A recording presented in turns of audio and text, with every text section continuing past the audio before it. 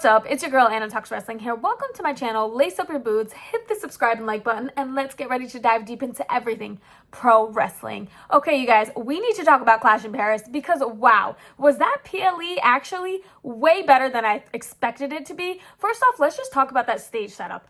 Incredible. When does WWE ever do that for their PLEs anymore? I mean, there used to be a time where the stage was so important for the PLEs. We've come to a point where WrestleManias don't even have as incredible stages. So, you know what? Props to WWE and Triple H for actually putting effort into this PLE and making it feel pretty massive. Because as wrestling fans, we truly deserve something massive, let's be real. The PLEs are supposed to be something big. Just because they have more PLEs does not mean they need to put less effort into it. It means the exact opposite, okay? Especially with the prices they're charging us for the tickets. That being said, let's actually talk about the matches. I'm going to rank them worst to best.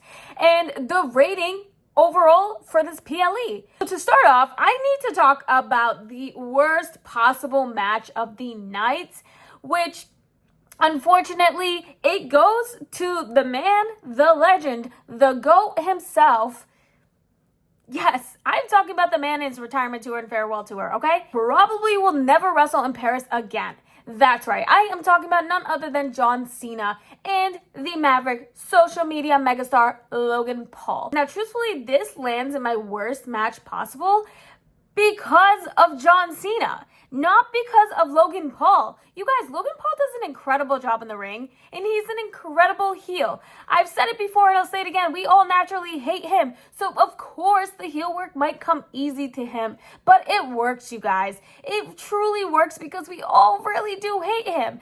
But his wrestling skills, I mean, they're undeniable. He made John Cena look good in the ring. Cena is in his retirement for a reason. Unfortunately, he's just not as great in the ring anymore. He's not what he used to be. And on top of that, John Cena winning?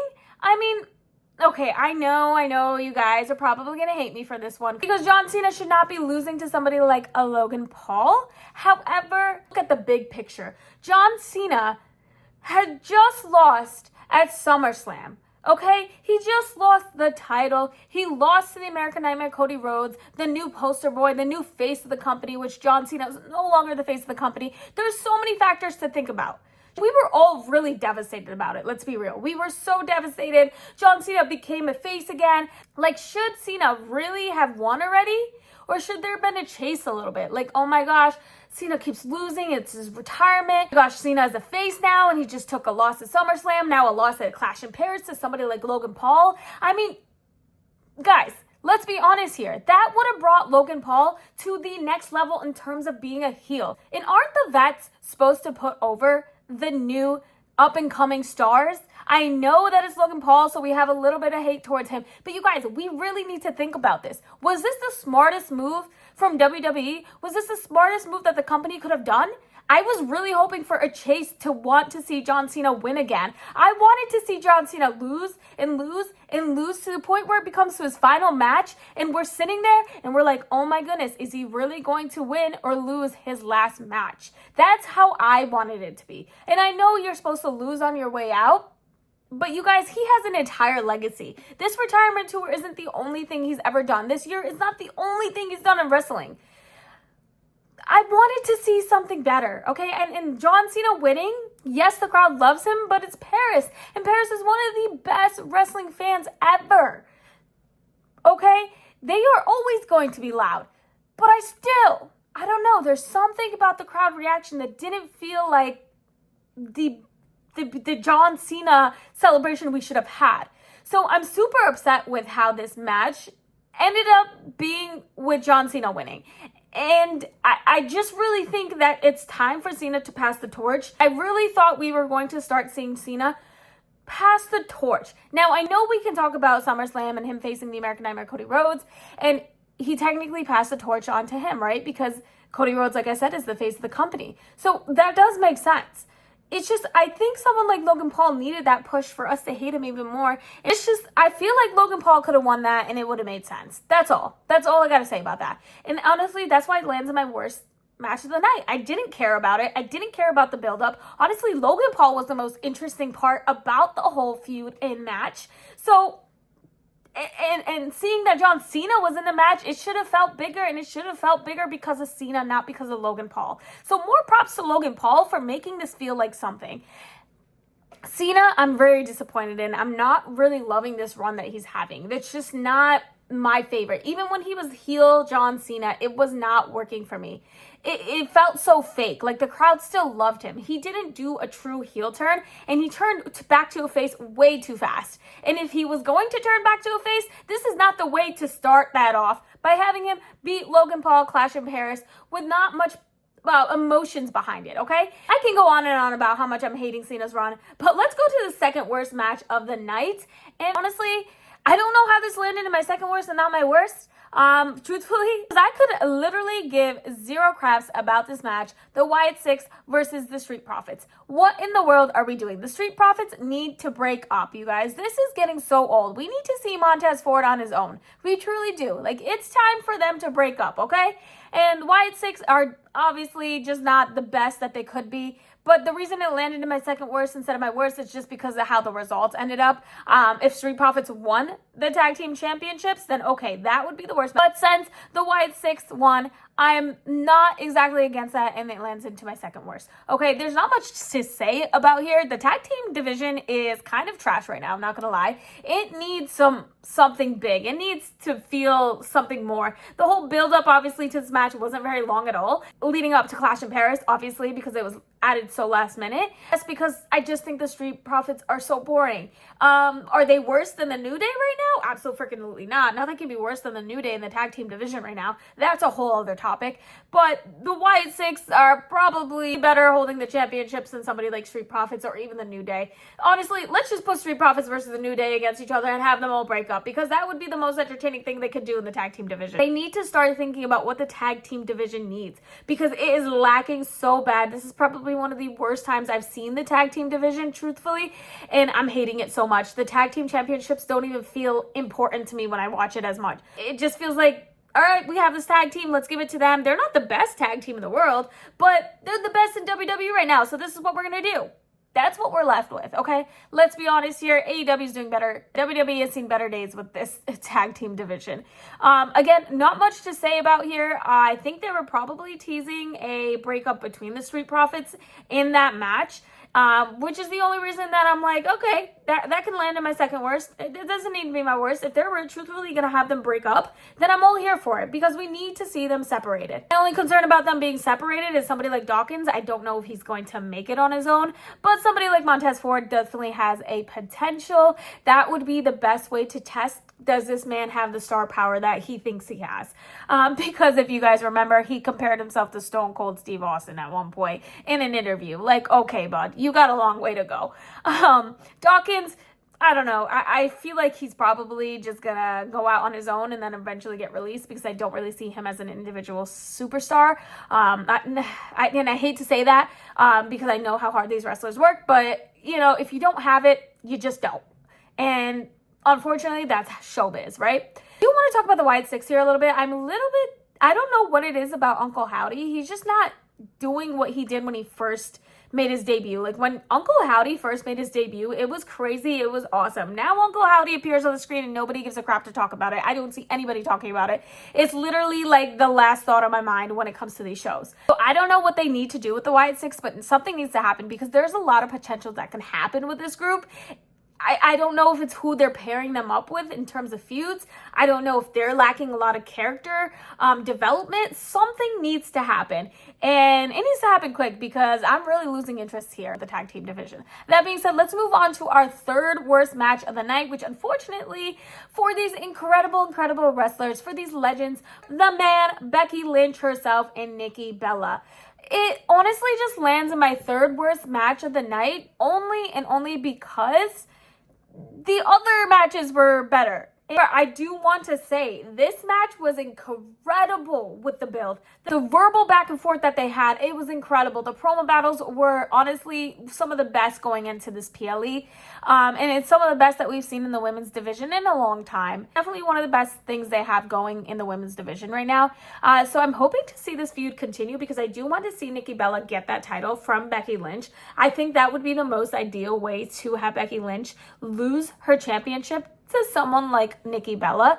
Some might argue that, but I honestly think it'd be a great idea. I'm glad that they didn't do it just yet because I do think Becky Lynch has a lot to offer with this championship, especially considering the fact that her husband is the World Heavyweight Championship. Yes, I'm talking about Seth freaking Rollins, and they just teamed up. They just joined together. You guys, my dreams are literally coming true with how they're booking Seth freaking Rollins. I've always wanted to see Becky Lynch, the man, with Seth freaking Rollins teaming up as an on-screen couple, being champions, and literally just dominating WWE. That is so freaking awesome. Like, how cool is that? I think they're such a power couple. Individually, they're so great. Put them together, oh my gosh. They're going to turn WWE upside down. It's going to be freaking awesome to bring WWE to the next level. You guys, this is going to be so epic to see that. The fact that Becky Lynch beat Nikki Bella and then went on to go help Seth freaking Rollins and pretty much, I think, joined the Vision, that alone makes the match so great. Like, let's see Nikki Bella and Becky Lynch feud a little bit more. Let's keep Becky Lynch a part of the Vision because she needs to be a part of the Vision. She is the man for the job to join the Vision.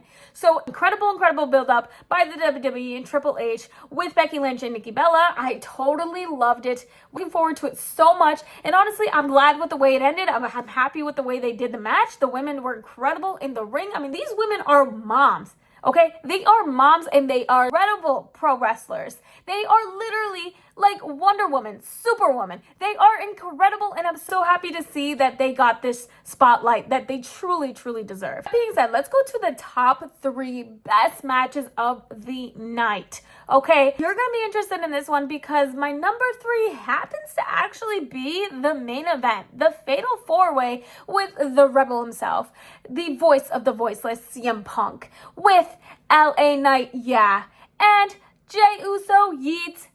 Last but certainly not least, the visionary, the revolutionary. We have Seth freaking Rollins, who is still the World Heavyweight Champion. You guys, honestly, this match was so good. I loved the whole build-up of it. I truthfully was a little nervous that WWE was going to hand the victory to somebody like CM Punk, and I totally did not want to see that happen. I did not want to see it. I'm sorry to everybody that loves Punk, which is the majority of WWE fans right now, but I wanted to see Seth freaking Rollins hold that title. I want to see him grow in the Vision, grow as a leader. He literally has so much potential, and I'm so happy that WWE Triple H are giving Rollins this spotlight. He truly deserves it. I mean, basically, they're turning him into what Roman Reigns, the OTC, the tribal chief, was for WWE. That's Seth freaking Rollins now, with Paul Heyman, the wise man by his side, with Bron Breakker, with Bronson Reed. Like, the Vision is what the Bloodline was. And honestly, I truthfully love it. I mean, Paul Heyman's the worst part of that group, if you ask me. He's so annoying on the mic. Sorry. He's not great on the mic compared to those 3. I think they can talk for themselves. But that being said, I still think Paul Heyman should be a part of the group. It's the best thing he's got going for him. It's the best thing he's got going for himself. Seth freaking Rollins winning was incredible. The only downfall to this main event, unfortunately, was the way that they brought out this potential new member. They brought out the person who's supposed to help Seth freaking Rollins because Bron Breakker and Bronson Reed sadly kicked out by yet again annoying little Adam Pearce, and they couldn't help Seth Rollins in this match. Seth was on his own. And honestly, I was really looking forward to a new member to the Vision. I'm not upset that it's Becky. Like I've said before, I'm actually really loving it. I'm just not thrilled on how they brought Becky into the match. I thought that was so, like, anticlimactic. I don't feel like that was, like, that wow moment. It felt like just any other moment. They got somebody coming in with a black hoodie and taking a cheap shot. It also didn't feel like the moment to do it. Like, I felt like it could have waited just a little bit longer. I don't know if it's the way they had her come in and take that cheap shot at CM Punk, or was it the camera angle? I don't know. It just didn't feel like that wow factor I wanted for the main event with somebody coming and helping Seth freaking Rollins. The celebration and everything afterwards was incredible. I loved seeing Becky Lynch and Seth freaking Rollins together like that. I love seeing them be a power couple on screen. Would be kind of cool if they have Becky Lynch stay with the Vision and they both are carrying their titles. And let's not forget the post show. If you guys watch that, CM Punk approached a fan, maybe a plant, who knows, that held up a sign that said AJ Lee, which CM Punk so obviously stopped at, stared at, went like this, took the sign. I mean, how is he not teasing that AJ Lee is coming back? Because she totally freaking is. Even the commentators on the post show were talking about it. Jackie said it. Big E said it. Do you guys not think that AJ Lee's not returning after that? I mean, WWE would be out of their mind to do that. They would never overpromise like that, right? Maybe somebody like Triple H would, because he does tend to do that. But I think this would be taking it a little bit too far if there's not a chance that AJ Lee is returning. There definitely is a chance. How big that chance is, I mean, I don't know. That's going to be interesting. But if AJ Lee returns, I could totally see CM Punk and AJ Lee facing Seth freaking Rollins and Becky Lynch, the man. That would be the best way to do this. And honestly, if I was AJ Lee, I would want to do that. I mean, I don't know why she doesn't want to return. I don't know the details. Of course, everybody has, the personal things they have going on. But I would love to see AJ Lee return. I want to see AJ Lee return. I want to see AJ Lee and CM Punk team up. I mean, how much longer is CM Punk going to be wrestling for? Like, now is the time. Somebody like Seth freaking Rollins and Becky Lynch, who are so on fire right now. And of course, CM Punk is on fire himself. Does not matter when it is. CM Punk is always on fire. So with that, I mean, I totally think AJ Lee is returning. I don't know what you guys think. And if we see an AJ Lee return, we got to think about when would she return? When is the right time? How do they have her return? Do they have her return helping CM Punk against Seth freaking Rollins at one of these PLEs? There's so many factors to consider. I'm trying not to get too excited, but it's already past that point. CM Punk pointing at that sign and grabbing it made me super freaking excited for this, okay, you guys? There's no way I can take it back now. So the reason this lands at my third best match of the night is only just because of the way Becky Lynch entered the match. It's not because Becky Lynch is the one that entered, and it's not because of the results. All of it was incredible. The match was great. There was so much storytelling in that match because there was so much to that build-up.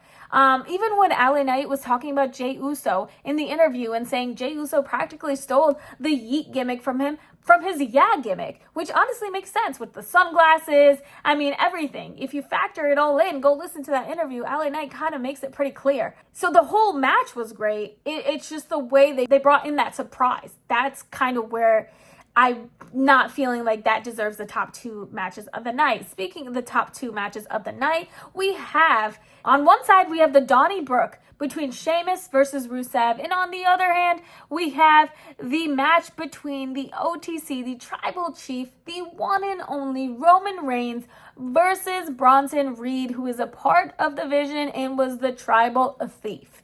Now, between these two matches, they were both incredible in their own ways. When we talk about the actual match itself, I mean, Sheamus and Rusev did absolutely freaking incredible. I loved the way this match went. And I truly think that both of these men are incredible wrestlers. So to put them in a match like the Donnybrook was just genius.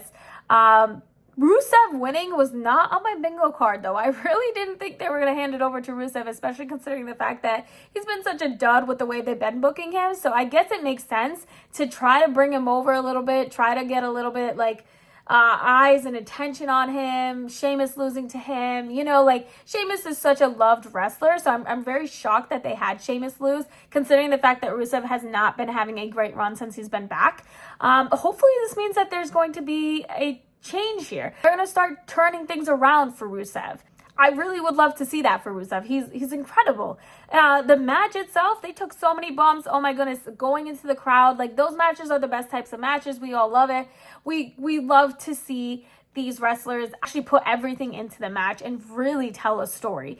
So props to them. Super, super great. However, they don't land at my top number one best spot because, well, they have to unfortunately land at my second best match of the night because, well, I mean, Roman Reigns and Bronson Reed's match, I mean, the aftermath, all of it was just too much to not rank them at number one as the best match of the night. That was the best thing they could have done.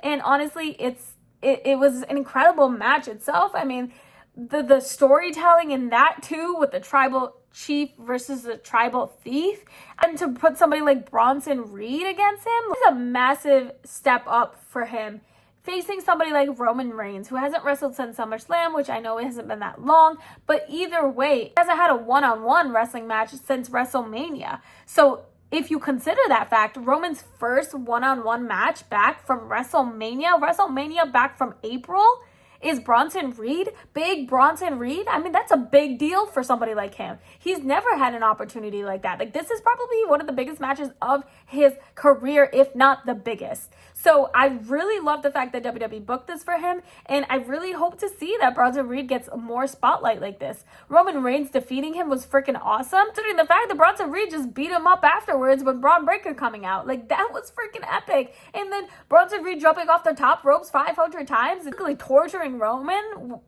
that to the point where Roman had to go out on a stretcher. I mean, it took forever for Jey Uso to come out and finally help Roman.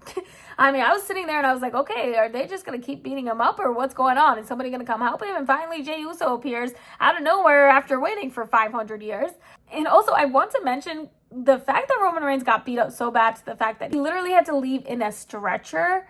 Obviously, you guys, they're writing off Roman Reigns till who knows how long. The Royal Rumble, for crying out loud. Like, Roman is not returning for a long time. At least not a good couple months. And I really don't think it's going to be till, like, something like Royal Rumble, which I would be so upset to see. Not saying that's when he's going to return. Maybe it'll be sooner. Maybe he'll face somebody like Cena. Doubt it. They're both faces, so I highly doubt it. But that would have been a cool match to see. I really think that Roman's going to be gone for a good amount of time, which sucks for us wrestling fans who love him so much. Overall, though, this PLE was so incredible. Ranking it 1 through 10 was a little bit hard because I'm like, I could rank this pretty high. Considering all the matches, I mean, the one that takes home the trophy for the best match of the night, Roman Reigns versus Bronson Reed, brought this rating up incredibly high. So 1 through 10, I give this PLE a solid 8.2 out of 10 because it was just so great. And I honestly didn't have any complaints in that stage. Oh, beautiful. I absolutely loved that stage. That is what I want to see at every PLE. I want to see something special about the stage setup, please. Hopefully WWE continues this trend and they make every PLE feel really special. Especially considering the fact that they're shifting over to ESPN. Like, they need to bring up their game, right? They need to do something massive when they go on to ESPN. That being said, let me know your thoughts on Clash in Paris. Where do you rate this PLE? And honestly, where do you rank all these matches? Do you agree with my worst to best matches? Thank you so much for joining in today. If you enjoyed this video here, please like and subscribe for more wrestling content with your girl Anna here.